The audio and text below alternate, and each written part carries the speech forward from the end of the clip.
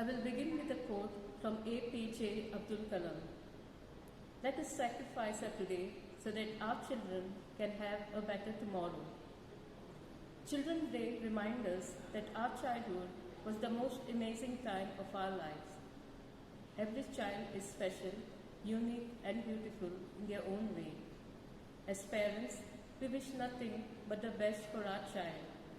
May you always be happy and healthy.